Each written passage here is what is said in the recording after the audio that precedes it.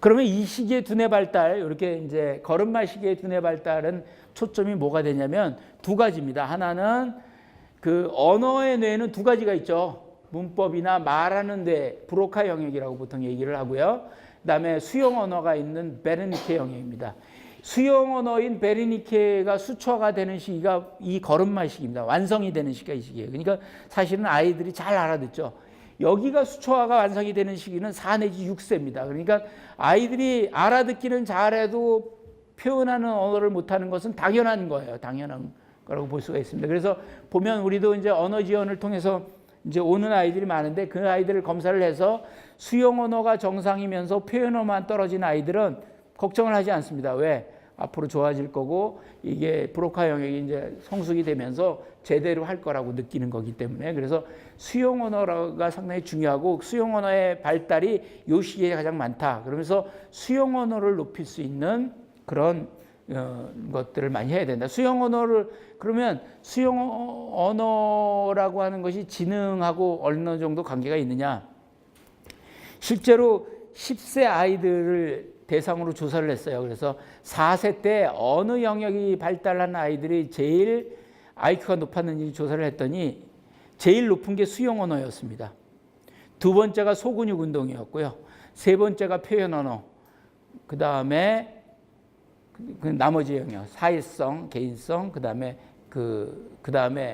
저기 큰 운동이었습니다. 그래서 사실은 10세 IQ가 높은 아이들이 발달한 아이들이 주로 운동어, 소근육 운동하고 수용 언어인데 그게 어느 때 주로 발달해요? 이때 주로 발달한다는 거죠. 그래서 사실은 거기에 초점을 많이 줘야 된다라는 거죠. 그래서 소근육 운동과 수용 언어에 초점을 줘야 돼요.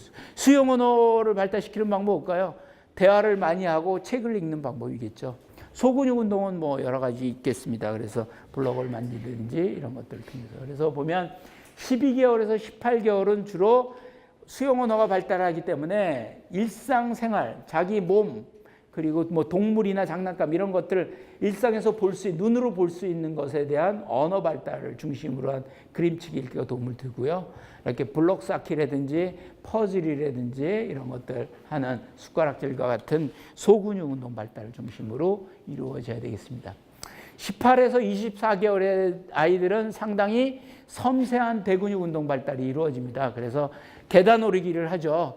그래서 우리가 베일리 테스트에서도 계단 오르고 내리고 하는 검사를 하는데 그거에 의해서 상당히 영향을 많이 받습니다. 그리고 뭐 뒤로 걷는다든지 손으로 이렇게 머리 위로 던진다든지 이런 것들이 이제 이때 이루어지는 거기 때문에 소근육 운동과 섬세한 대근육 운동 중심으로 교육이 이루어져야 되는 거고요. 또 이렇게 공감 능력이 이제 제대로 어느 정도 성숙이 하기 때문에 인형놀이라든지 공감을 자아내는 그림책이라든지 이런 것들이 결국은 나중에 이제 협업을 한다든지 이런 능력에 상당히 영향을 미친다. 그래서 이때 공감 능력을 키우는 데로 좀 해야 된다.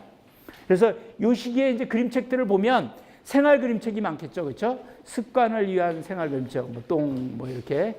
그리고 이제 시각적으로는 상당히 자연의 색깔을 제대로 볼 수 있는 시기입니다. 그래서 보면 어때요? 세밀한 사물 그림책을 많이 주게 됩니다. 이때. 그거는 뭐냐면 이때 아이들이 시각적으로 자연의 색깔을 제대로 보고 세밀한 것들을 잘 볼 수 있기 때문에 그렇습니다. 또 어차피 유아라고 하는 것은 운의 발달이 중심이 되는 시기이기 때문에 의성어, 의태어가 되는 그림책을 좋아할 뿐만 아니라 그게 이제 예를 들어서 운의 발달을 위해서 도움을 주겠습니다.